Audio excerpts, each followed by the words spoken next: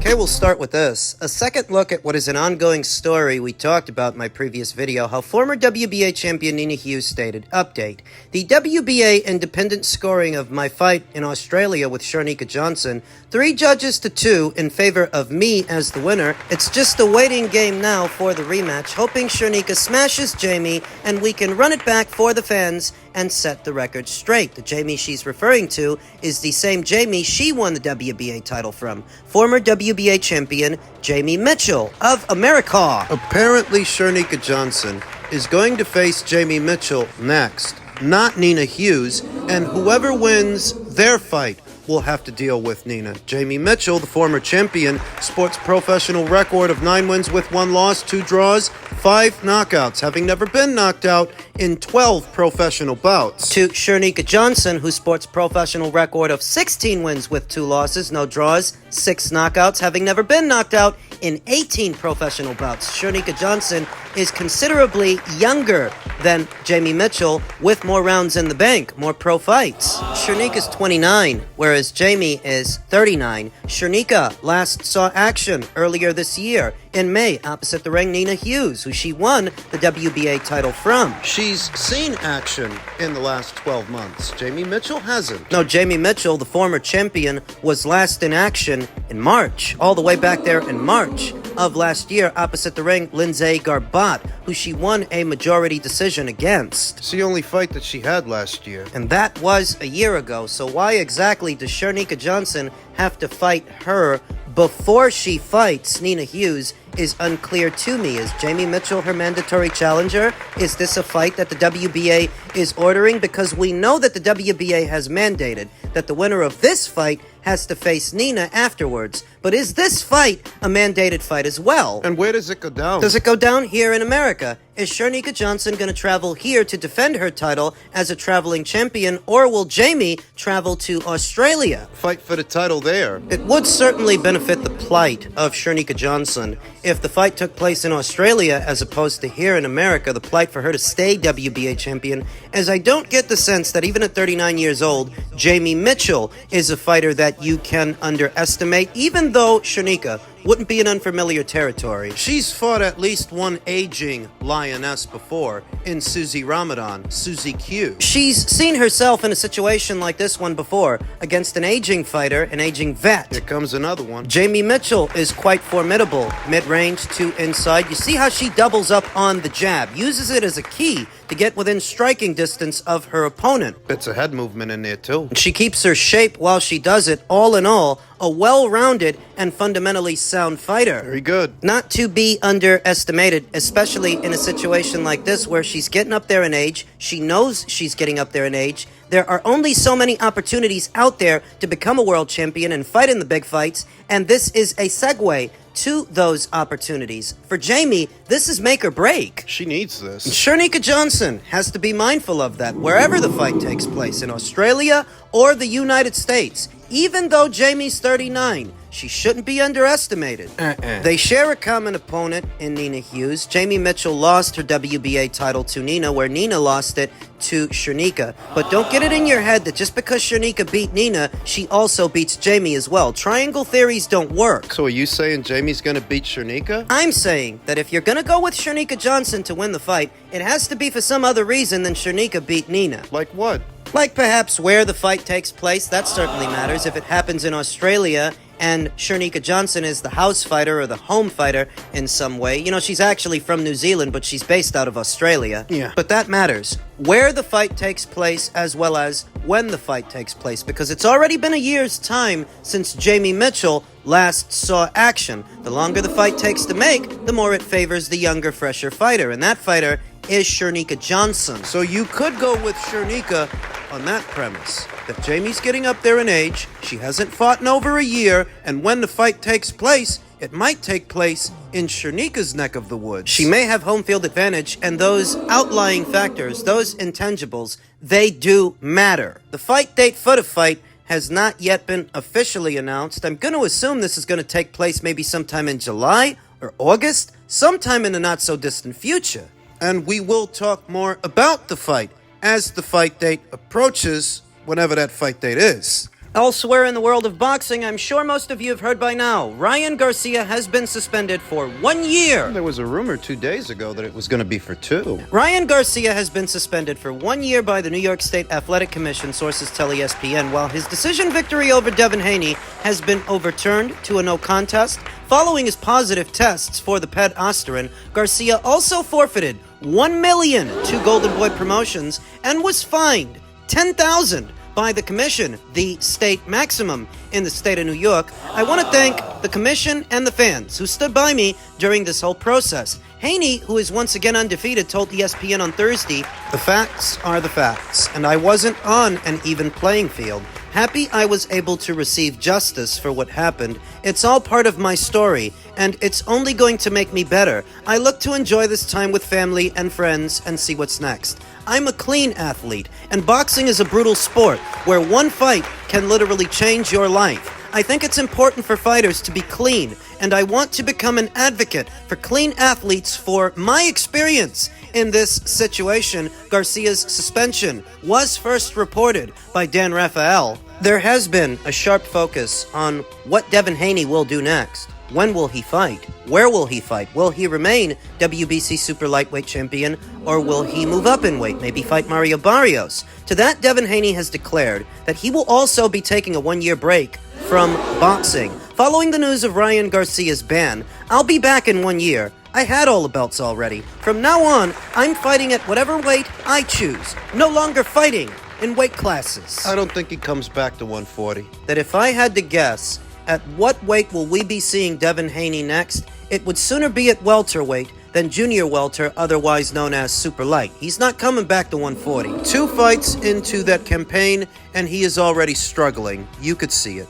2 fights into his super lightweight campaign, he was already busting at the seams because his body is still growing. That's why Devin Haney ain't got no pop. That's why he can't crack an egg and he can't hold a shot. Because he's one of these fighters that's been boiling down to weights that he should not otherwise make, and it's been showing up in his performances. Then just move up to welter. Seems an easy enough fix. Why take the year off? His psyche. He can afford to. Based on whatever it was he made with Ryan Garcia, he can afford to take the rest of the year off. But moreover, when you're in a situation to where the other guy misses the weight, admitted it was on purpose, then tests positive for a banned substance, and people start attacking you, they come after you. You can mess with your head. So much of what the fighters aspire to be, and so much of what they aspire to do, is contingent upon how they are perceived by the fight fan. And when so many fight fans go up to bat for what is so obviously a cheater, a guy who was cheating, it can mess with your mind. You need a break. You need time away. Away from these people, away from the sport. Devin and Ryan will not be returning to action at any point this year, though Ryan's situation is a little different. He's suspended. He made a settlement agreement with the New York State Athletic Commission. Emphasis on settlement agreement. Why is that important? Ryan Garcia was willing to settle with the New York State Athletic Commission for what looks to be a reduced sentence. Rumor had it, what the New York State Athletic Commission wanted to do was suspend him for 2. As it stands, they've only suspended him for 1, provided he forfeits $1 million to Golden Boy Promotions, pays a $10,000 fine, and is subject to anti-doping testing throughout the length of his suspension. On this premise, he'll be suspended for 1 year and not 2. Just 1? Don't forget, that Ryan Garcia's legal team wanted an even more reduced suspension. What they wanted, what they hoped for, was 6 months or less. The way it looks, to circumvent an even lengthier ban, they're willing to forfeit their fight purse, pay the state maximum fine, adhere to randomized anti-doping tests throughout the length of the suspension, and on this premise, you get a year instead of 2. Don't say it didn't cost them nothing. It is costing him more than just time off. It's costing him money. It's a plea deal. A settlement agreement. They agreed on this. They settled. But had they not settled, they might have thrown the book at Ryan. They should have. So what I don't like about Ryan Garcia is that he sets a bad example for the next generation of fighters. For how many years now did you hear Ryan say that he doesn't want to fight for belts because belts don't matter? And he didn't fight for any at 135. The whole time he was there. And the only time that he was going to fight for a belt, he decides he doesn't have to make the weight. He can come in 3 pounds over, test positive for Osterin, blame everybody else for it. He sets a bad example. So if a younger generation of fighters coming through see Ryan Garcia getting away with this stuff, they're going to get it in their heads that they don't have to fight for belts and that they don't have to fight the champions or become champions. A perverse, twisted version of the sport. Even more twisted than it already is. And the only reason Ryan Garcia says this stuff is because of the social media following he has amassed. That's always been his ace in the hole, that he's not accomplished as a fighter, but he is popular. So he thinks he can get away with anything, everything. He thinks he can get away with murder. And you want to let him? It's not just about the Devin Haney stuff. It's not just about that. It's about the precedent it would set moving forward if he is not punished, if he is not penalized accordingly. If he isn't, how long before a couple of other young fighters get it in their head they don't have to fight champions either? They don't have to fight for belts. They don't have to make the weight. They don't have to play by the rules because Ryan didn't. Thus, anyone endorsing Ryan's shenanigans would have to be doing so out of a sheer lack of foresight and objectivity, that if you support this, there's gonna be more of it and it'll be worse. Which isn't for the betterment of the sport. It's just your short-sighted way of looking at things because it involves your flavor of the month, your new favorite fighter. It's about more than just you and what you like. You prick. So did he prove his innocence? Is he still innocent when he has to forfeit his purse, pay the maximum fine, and be suspended for a year? The hair follicle test. Didn't the hair follicle test clear him? If it cleared him, why is this happening? Why did they come to a settlement agreement on this? In the thick of it, Ryan Garcia and his fans jointly have blamed anyone from Eddie Hearn to Devin Haney to Bill to Victor Conti, then Vada, then it was the supplements. It's very clear that you're just going along with whatever he says. Angered that everyone else isn't, but why would they? It looks like what it looks like, and it doesn't look like he's an innocent man to me. Is this what they do to innocent people? Fine them $1 million?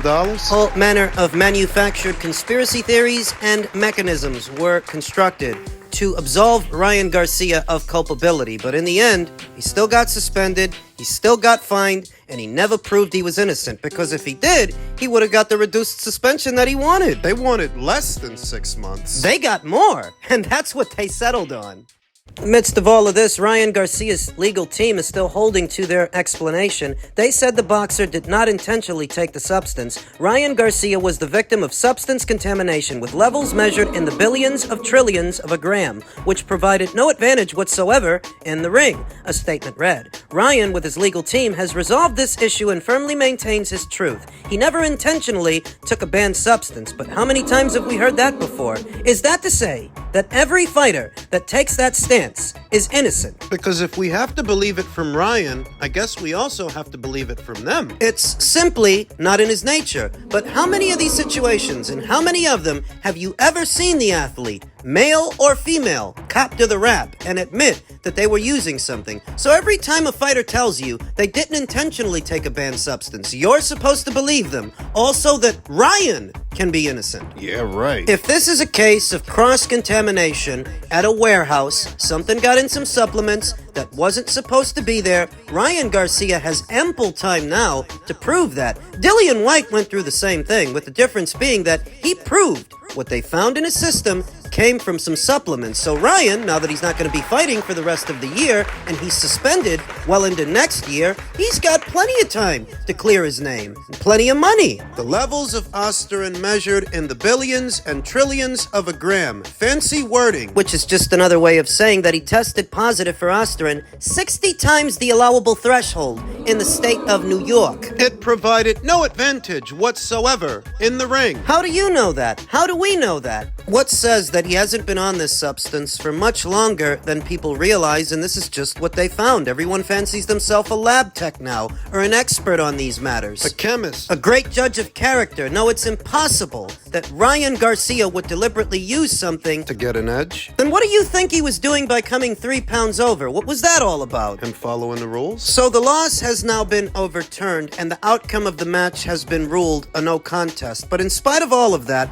people know what they saw, and I think that's a part of the reason Devin is taking a year off. Initially, what they wanted was for the outcome of the match to be ruled a disqualification. Thus, Devin would have been awarded the victory over Ryan, and the loss would have been stricken from the record. As it stands, it was ruled a no contest, which is a little different. The loss is stricken from the record, but Devin isn't awarded the victory. This is the more appropriate ruling. I think it would have been in poor taste to rule it a DQ and award Devin the win for a fight that he so clearly lost. What's he gonna do? Take some time off, go on holiday, buy a few ugly shirts, few ugly shoes. And Ryan? While Ryan Garcia may be suspended from the sport of boxing, he's not suspended from social media, he's not suspended from Twitter, and he's not suspended from attending boxing matches, so you're still gonna see him, he's still gonna be around. This makes a rematch between them even bigger. And when they both return, when they both do, I think a rematch between them makes a lot of money, given how all of this has played out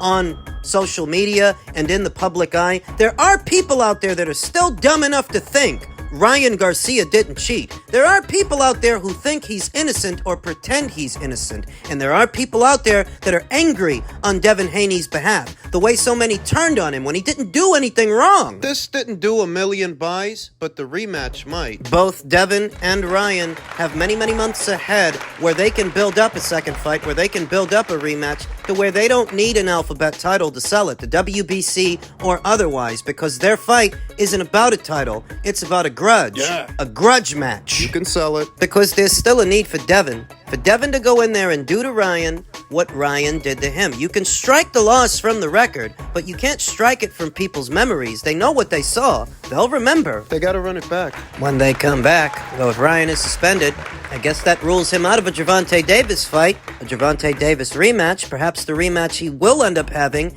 is the Devin Haney fight. First order of business, a fight that will be even bigger than the first one.